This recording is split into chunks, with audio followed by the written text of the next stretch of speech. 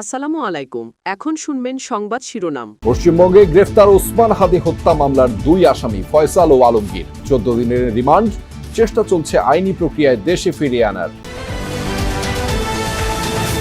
Rationing এর তেলে চাহিদা মিটছে না গ্রাহকের। প্রায় 4 লাখ টন তেল গ্যাস নিয়ে চট্টগ্রাম বন্দরমুখী কয়েকটি জাহাজ। গুজবে কান্না দেয়ার আহ্বান মন্ত্রী। ইসরায়েলি হামলার টার্গেট এখন ইরানের জ্বালানি স্থাপনা। দূরপাল্লার ক্ষেপণাস্ত্র আক্রমণের পরিধি বাড়িয়েছে তেহরান। খালেদা জিয়ার শ্রেষ্ঠ অদম্য নারীর পুরস্কার নিলেন নাতনি জাইমা। সব নারী ও কন্যার জন্য নিরাপদ হবে বাংলাদেশ, আশা ডাক্তার জুবাইদার। এতক্ষণ শুনছিলেন সংবাদ শিরোনাম, এবার বিস্তারিত। ইনকিলাব মঞ্চের আহ্বায়ক শরীফ ওসমান হাদিকে খুনের মামলার প্রধান দুই আসামিকে কলকাতা থেকে গ্রেফতার করা হয়েছে বলে জানিয়েছে ভারতের বার্তা সংস্থা ANI। আটককৃতরা হলেন রাহুল ওরফে ফয়সাল করিম মাসুদ এবং আলমগীর হোসেন। গ্রেফতারের পর তাদের 14 দিনের পুলিশ হেফাজতে নেওয়া হয়েছে বলে জানিয়েছে সংস্থাটি। প্রতিরক্ষা গোয়েন্দা সূত্রে জানানো হয়েছে গ্রেফতারকৃত আসামিদের আইনি প্রক্রিয়ায় দেশে ফিরিয়ে আনার প্রক্রিয়া শুরু হয়েছে। আর সিআইডি প্রধান বলেছেন, ঘটনা যাচাই করে পরবর্তী আইনি প্রক্রিয়া অনুসরণ করা হবে।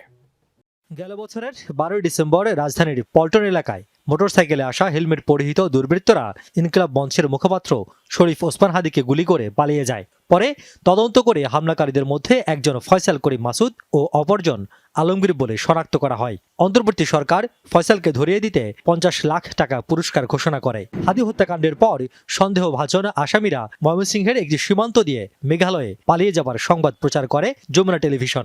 প্রায় 3 মাস পর রবিবার পশ্চিমবঙ্গ পুলিশের হাতে ফয়সাল ও আলমগীরের গ্রেফতারের খবর এলো। ভারতীয় বার্তা সংস্থা ANI বলছে, শনিবার পশ্চিমবঙ্গের বনগাঁ থেকে এই দুই আসামিকে গ্রেফতার করে স্পেশাল টাস্কফোর্স বা STF।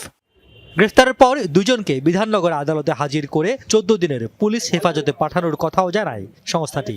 এদিকে প্রতিরক্ষা গোয়েন্দা তথ্যের ভিত্তিতে হাদি হত্যার প্রধান আসামি শুটার ফয়সাল ও আলমগীর পশ্চিমবঙ্গে আটক হয়েছে বলে জানিয়েছে ISPR।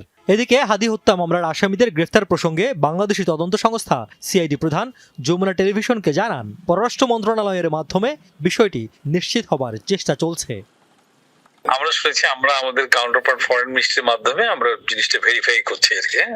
পরে তারপরে আমরা আমাদের যা প্রসেস এগুলো আমরা করবো। আমরা যেটা করতে পারি, আমরা যেটা এক্সট্রাডিশন যে চুক্তি আছে না, বন্দি বিনিময়ের জন্য, যে আমরা জাস্ট যদি ঘটনা হয় আমরা ভেরিফাই করছি স্টিল তারা যে এই জিনিসগুলো আমাদের ফরেন মিনিস্ট্রির মাধ্যমে হাই কমিশন, আমরা তো একটা যাচাই বাছাই না করে তো বলতে পারি এটাকে। শরীফ ওসমান হাদি হত্যার ঘটনায় চলতি বছরের 6 জানুয়ারি 17 আসামির বিরুদ্ধে জ্বালানি তেলের জন্য হাহাকার রাজধানী জুড়ে। অপেক্ষার দীর্ঘ লাইন ঠেলে রেশনিং পদ্ধতিতে তেল পেয়ে কেউ কেউ হয়েছেন নিরাশ। প্রয়োজনের চেয়ে কম তেল পেয়ে মিটছে না চাহিদা। বাধাগ্রস্ত হচ্ছে জরুরি সেবা এবং গণপরিবহনও। মধ্যপ্রাচ্য সংকটের বাটারফ্লাই ইফেক্ট বাংলাদেশের পরিবহন খাতে ঈদের আগে নতুন বাস্তবতা। আতঙ্ক থেকে অতিরিক্ত মজুদ ঠেকাতে রাজধানীতে আজ জ্বালানি তেল সরবরাহ করা হচ্ছে রেশনিং পদ্ধতিতে, অর্থাৎ যানবাহনের ধরন অনুযায়ী নির্ধারিত পরিমাপের বেশি তেল নিতে পারবেন না চালকরা। তবু যেন কুল কিনারা নেই এই সংকটের। রাজধানীর বিভিন্ন ফিলিং স্টেশনের সামনে দেখা গেছে মোটরসাইকেল বা ব্যক্তিগত গাড়ির এমন দীর্ঘ সারি পৌঁছে গেছে কয়েক কিলোমিটার। বিভিন্ন পাম্পে জ্বালানি তেল পেতে অন্তত কয়েক ঘন্টা অপেক্ষা করতে হচ্ছে চালকদের। আবার অনেক ফিলিং স্টেশনে গত রাত থেকেই তেল শূন্য। এক পাম্প থেকে অন্য পাম্পে ঘুরেও তেল না মেলায় হাহাকার চালকদের। অনেকের শঙ্কা, সিন্ডিকেট করে দাম বাড়াতেই তেলের কৃত্রিম সংকট। যদিও হঠাৎ চাহিদা বেড়ে যাওয়াকে দুষছে পাম্প কর্তৃপক্ষ। তেল নেই দিবে না, তেল এক টোটাল বন্ধ। কিন্তু এখন আবার শুনতেছি সরকার একটা রেট দিবে, এই কারণে সব বন্ধ করে দিয়ে দিচ্ছে। রংপুর, পঞ্চগড়, পটুয়াখালী সব বন্ধ তেল পাম্প। এই তেলগুলো কোথায় যাইতে? তারা তো ডিপো থেকে তেল নিচ্ছে। 1 ঘন্টার উপরে জ্যাম ঠেলে আসতেছে, 1 ঘন্টার উপরে। এইভাবে হইলে কেমনে কি ভাই, অফিস করবো কখন, বাসায় যাবো কখন? মতিঝিলে হিরাজিলের সামনে একটা, এরপরে হয়েছে গা ইত্তেফাকের সামনে একটা, সবটি পাম্প বন্ধ। শাপলা চত্বরের একটা বন্ধ।